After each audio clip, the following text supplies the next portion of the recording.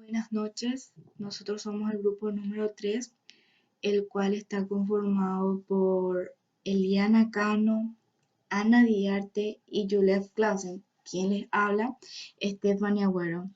El tema a tratar es los efectos jurídicos sobre los actos perjudiciales a los acreedores.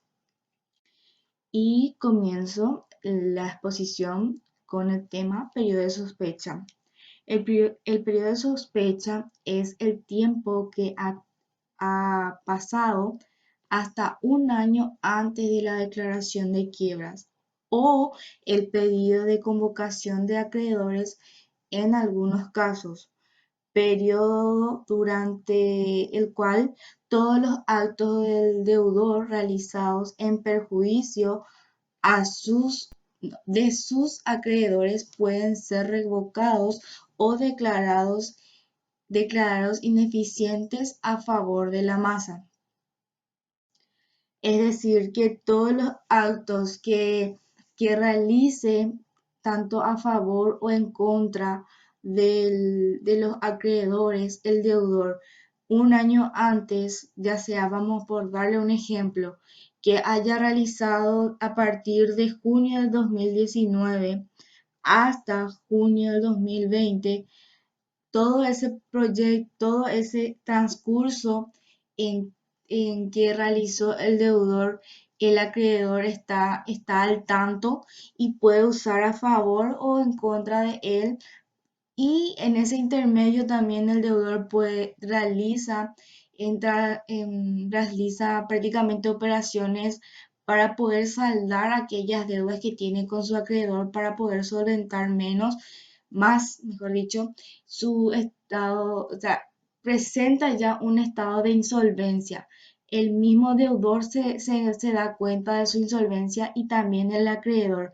Por ende, tratan de llegar a un acuerdo satisfactorio tanto deudor como acreedor. En cuanto al fundamento del periodo de sospecha, este se basa en el principio de que el patrimonio del deudor es la prenda común de sus acreedores, o sea, de todos sus acreedores. Es decir, que responde en todo momento de las deudas que lograban. En, de tal forma de que quiere explicar de que estas palabras que si él tiene, o sea, el deudor tiene que tratar de no disminuir sus activos ni tampoco aumentar el pasivo de tal manera que perjudique a sus acreedores. Por ende, dice que el patrimonio del deudor es la prenda común.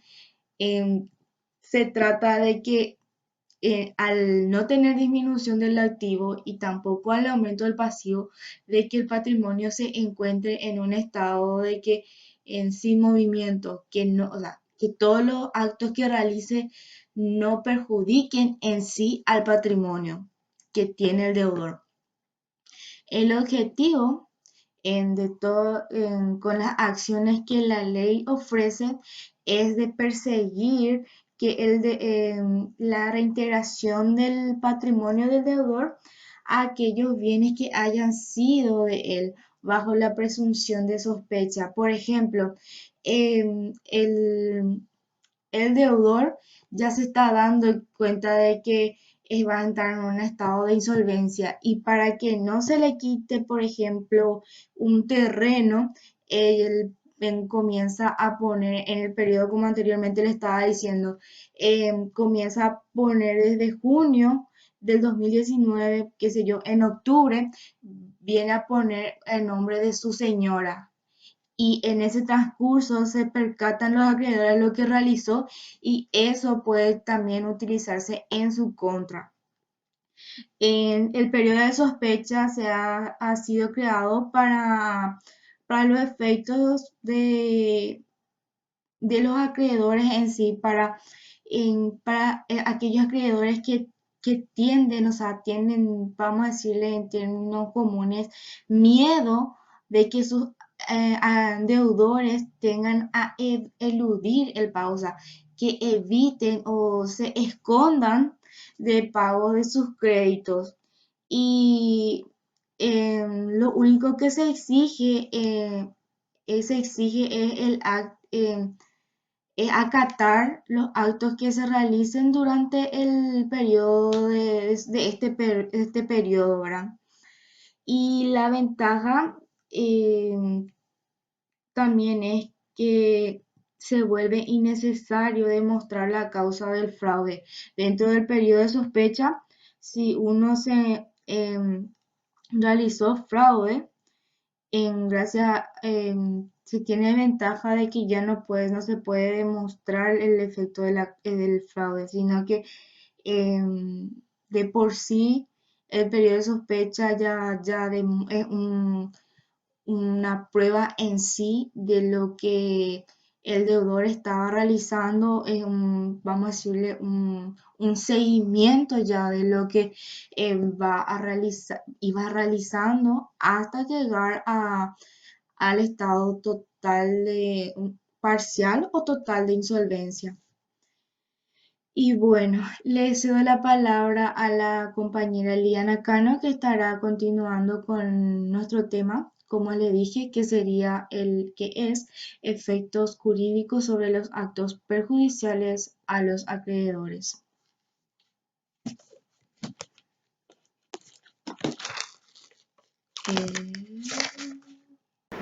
Buenas noches, profesor, compañeros. Mi nombre es Eliana Cano y les voy a hablar acerca de los actos ineficaces respecto a la masa de acreedores.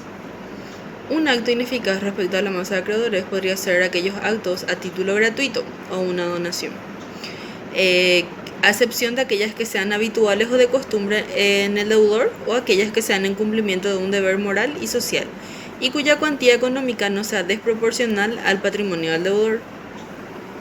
Como por ejemplo, cuando en los 12 meses anteriores a la declaración de quiebras de un comerciante, este haya hecho una donación fuera de lo común para su persona a una fundación social como podría ser Teletón.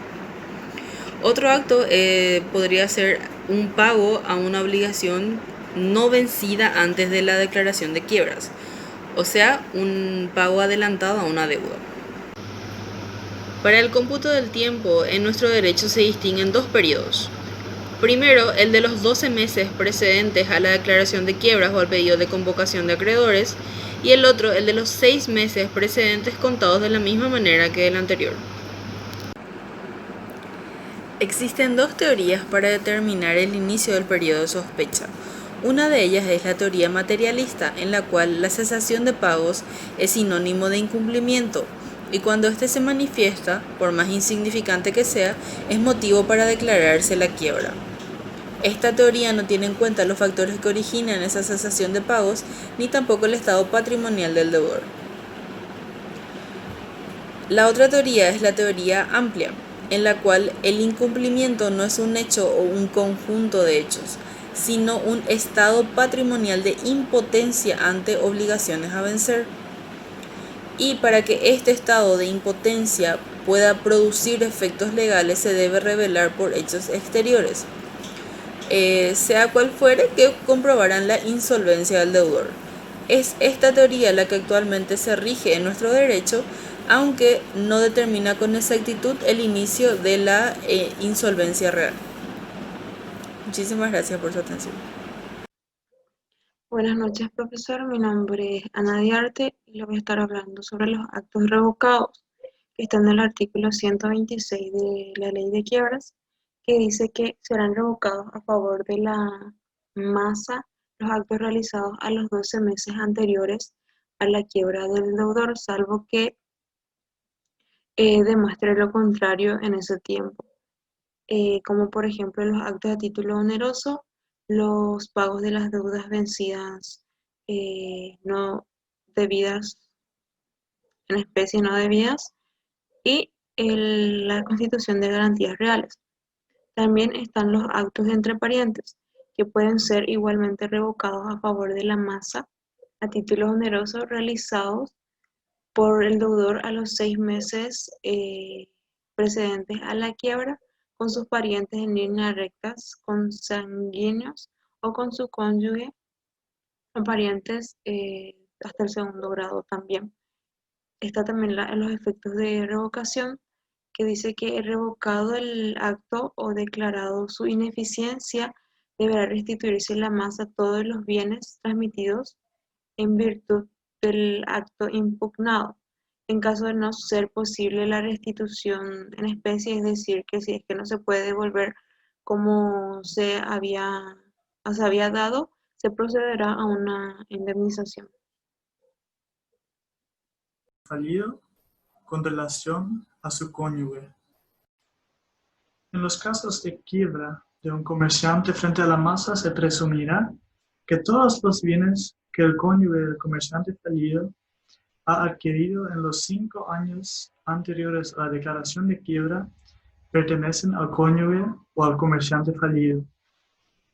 Para proceder a la ocupación de estos bienes, bastará que el síndico promueve un incidente en el cual solo será necesario que pruebe el matrimonio durante el periodo de la adquisición de estos bienes. El cónyuge, obviamente, podrá oponerse probando que los bienes había adquirido antes del matrimonio, o sea que no podrán ser incluidos en la masa de quiebra. Sin embargo, si la resolución del incidente fuera desfavorable para el cónyuge, éste podrá iniciar una reclamación posterior. Para visualizar todo esto, les voy a dar un ejemplo. Por ejemplo, si yo estuviese casado 6 años y mi esposa 1 año antes de nuestra boda compró un auto y hoy se me declara la quiebra, el síndico sí o sí va a querer incluir el auto a la masa de quiebra. Pero tiene que probar que adquirimos el auto en el periodo de nuestro matrimonio. Si no lo puedo probar, mi esposa se puede oponer y decir que, oye síndico, ustedes no podrán incluir el auto en esa masa patrimonial, ya que lo compré o adquirí 1 año antes de nuestro matrimonio. Sin embargo, si el juez, después de escuchar todo eso, decide que el auto se incluye en la masa patrimonial, mi esposa podrá iniciar una reclamación posterior de la resolución. Con esto terminamos la unidad 10, que se trata de los efectos sobre los actos perjudiciales a los acreedores. Muchas gracias por su atención.